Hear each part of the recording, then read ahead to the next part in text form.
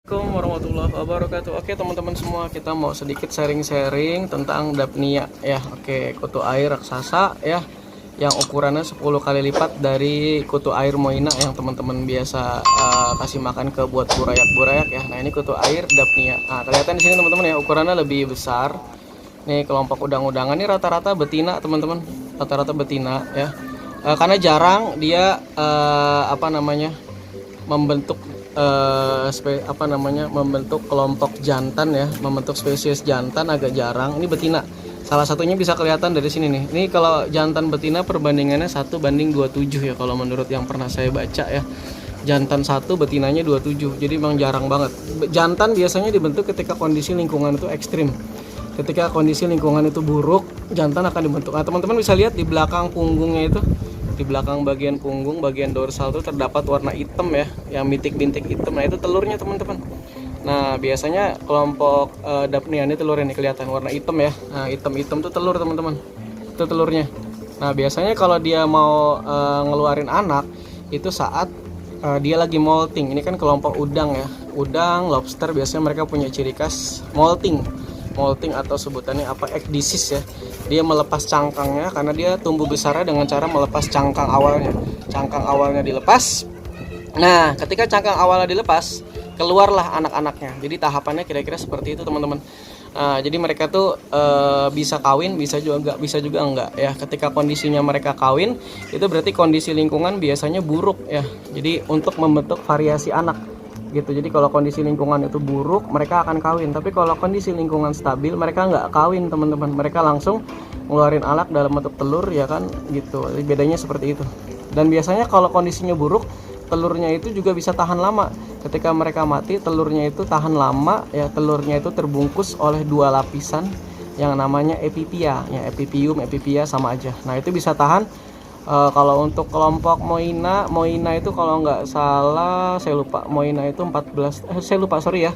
Jadi Moina atau Dapnia saya lupa, salah satunya 4,5 tahun, salah satunya bisa sampai 14 tahun. Kalau nggak salah, yang Moina itu yang bisa 14 tahun, Dapnia itu sekitar 4,5 tahun kalau nggak salah ya, saya lupa.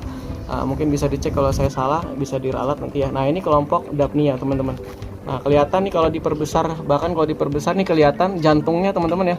Jantung si Dapnia ini kelihatan di bagian tengah-tengah tuh, kelihatan dek-dek-dek berdetak itu kelihatan kalau dari dekat nih, karena lagi bergerak-gerak jadi nggak terlalu kelihatan ya.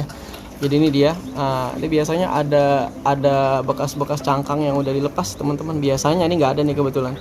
Jadi mereka setiap beberapa hari, 2 hari, 3 hari, 4 hari mereka akan melepas cangkang dan ukuran tubuhnya jadi membesar. Nah gitu, dan rata-rata spesies betina. Oke gitu teman-teman. Jadi saya ulang tadi, ketika kondisi lingkungan buruk mereka akan memilih kawin, ketika kondisi lingkungan bagus mereka akan membelah diri. Bukan membelah diri, astagfirullahaladzim, sorry. Bukan membelah diri teman-teman, tapi mereka bertelur, telurnya nggak pakai dibuahin, langsung jadi anak. Namanya partenogenesis ya, dari kata partenon ya. Partenon itu artinya perawan gitu. Partenon jadi telurnya keluar tapi tanpa pakai dibuahi, dan itu akan jadi betina gitu. Jadi rata-rata memang mereka betina yang terbentuk melalui proses yang namanya partenogenesis. Jadi nggak pakai kawin teman-teman. Ketika kondisinya buruk mereka baru kawin. Nah, ini dia. Nah, biasanya mereka kalau ditaruh tempat yang panas, pergerakan mereka akan semakin cepat.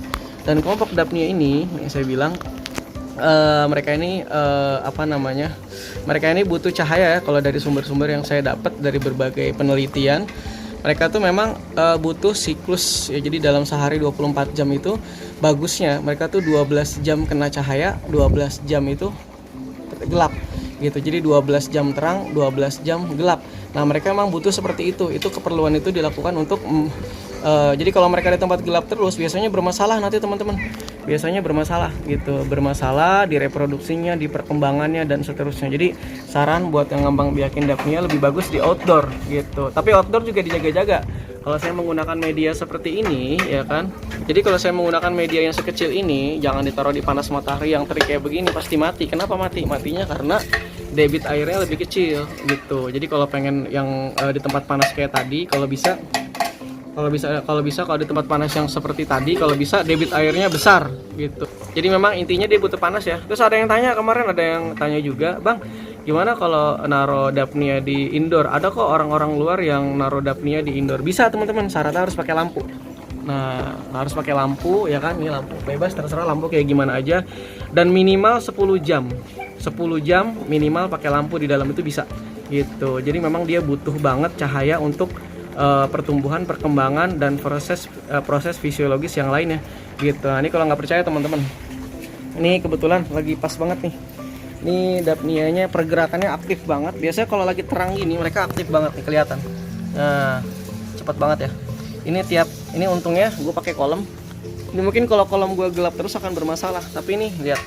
Nah, kalau emang mereka menghindari cahaya, mereka nggak kuat terhadap cahaya, mereka nggak akan kesini teman-teman. Mereka nggak akan datang ke tempat yang ada cahayanya. Pergerakannya lebih cepat.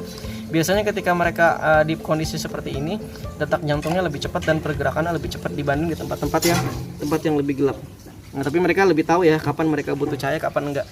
Nah, di sini gue buat kolom gue ini mereka bisa ngatur kapan mereka butuh cahaya, mereka bisa datang ke sini, kalau enggak mereka akan menjauh. Nah, gitu ya. Ya masih banyak perdebatan, tapi intinya mereka butuh banget sama yang namanya cahaya. Mereka butuh banget sama yang namanya cahaya. Nah, gitu teman-teman. Oke, kita buktikan ya. Kita lihat gimana metabolisme mereka, minimal dari pergerakan mereka ketika mereka kena cahaya atau tidak. Ya, ini dia. Gua taruh di depan cahaya ya. Biasanya kalau di depan cahaya kelihatan mereka lebih aktif ya, pergerakannya lebih cepat, dan cahaya ini sangat dibutuhkan untuk proses pertumbuhan dan perkembangan ya, berhubungan dengan banyak sekali reaksi metabolisme ya. Jadi emang penting banget. Jadi jangan aneh kalau misalnya teman-teman naruh Daphnia atau Moena di dalam, perkembangannya lambat ya. Salah satu penyebabnya karena cahaya pengaruh cahayanya kurang gitu. Jadi butuh cahaya itu sekitar 12 jam terang, 12 jam gelap gitu. Jangan terus-terusan terang juga, lama-lama berbahaya juga gitu, karena ada siklus, dia punya siklus metabolisme juga. Apa sih kalau di biologi namanya irama sirkadian ya kalau nggak salah ya. Jadi memang butuh hal-hal yang seperti ini gitu. Jadi kalau teman-teman pakai di dalam tadi seperti yang saya bilang ya, minimal 12 jam pakai cahaya lampu. Nah gitu. Tapi ingat ya, debit air sangat berpengaruh. Kalau kayak gini jangan dipanasin terus, ini mati ya, kering kalau kayak gini ya, mati semua gitu. Oke gitu teman-teman ya, semoga bermanfaat ya informasi buat teman-teman ya kan. Jadi Daphnia itu butuh cahaya gitu. Oke, terima kasih. Assalamualaikum warahmatullahi wabarakatuh.